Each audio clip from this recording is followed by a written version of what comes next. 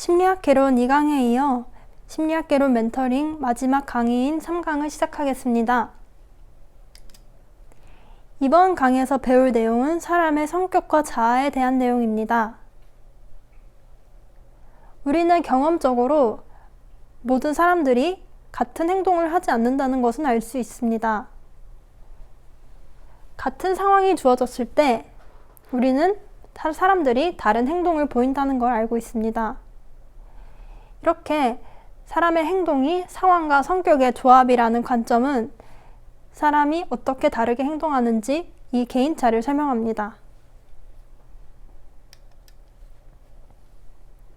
사람의 성격은 추상적인 개념이기 때문에 이를 설명하기 위해서는 성격에서 대표되는 특징을 가지고 설명해야 합니다. 성실성, 외향성, 신경증, 개방성, 원만성 이 5가지 특성은 문화 차이를 고려하더라도 보편적으로 통용되는 특성입니다. 이는 빅5라고도 불립니다. 그러면 이제 하나씩 살펴보도록 하겠습니다.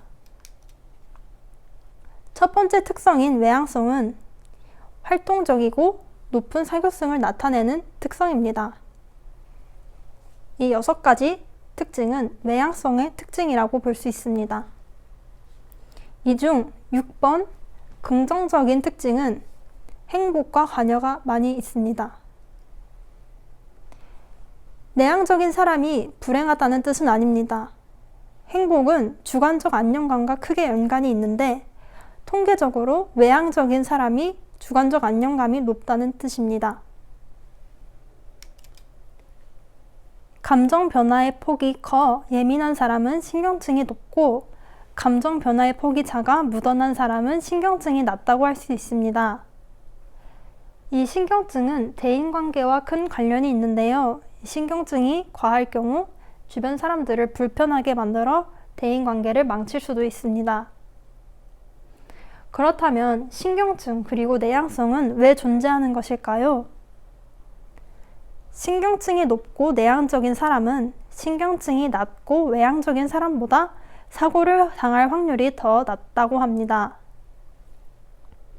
확실히 911 테러와 같은 상황에서 불편함, 불안감을 느끼고 건물에서 일찍 벗어난 사람들이 생존 확률이 더 높다고 할 수 있겠습니다. 어떠한 특성이 더 좋고 나쁘다고는 말할 수 없습니다. 단지 극단적으로 가지 않는 것이 중요합니다. 개방성은 규칙에 자유롭고 열린 사고방식과 관련되어 있습니다. 개방성이 높은 사람은 창의력과 상상력이 높고 관심사가 많습니다. 개방성이 낮은 사람은 관습적이고 관심사가 적습니다. 원만성과 성실성 역시 성격의 5가지 특성에 포함됩니다. 원만성이 높은 사람은 주변인들과 잘 어울리고 두루두루 잘 지내는 경향이 있습니다. 반면 원만성이 낮은 사람은 시크하고 시니컬한 경향이 있습니다.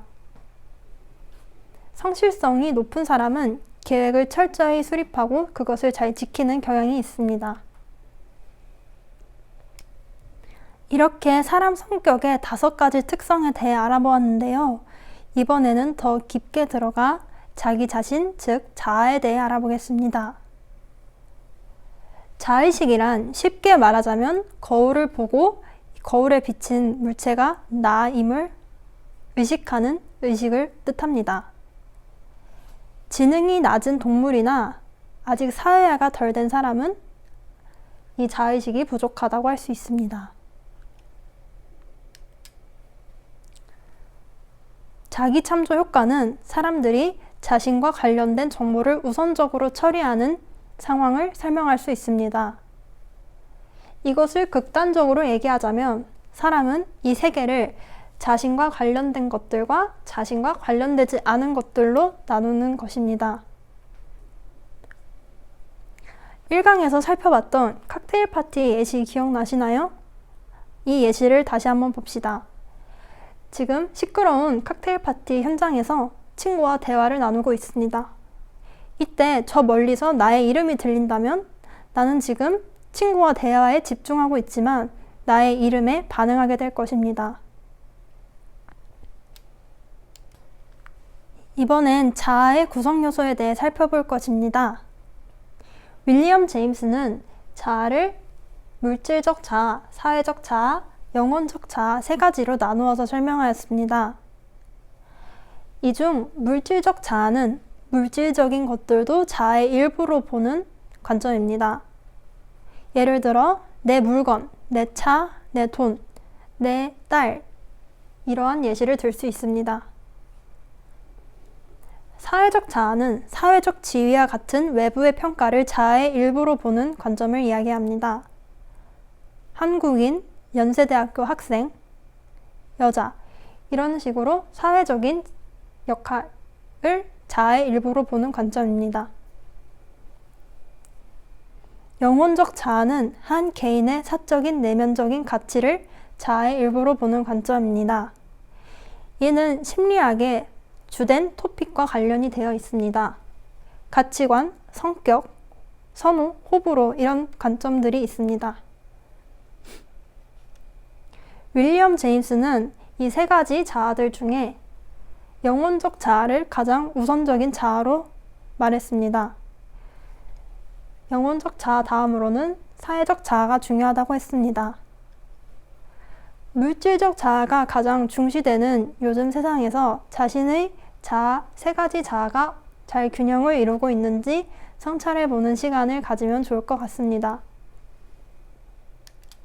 이것으로 심리학 개론 3강 그리고 튜터링을 마치겠습니다. 감사합니다.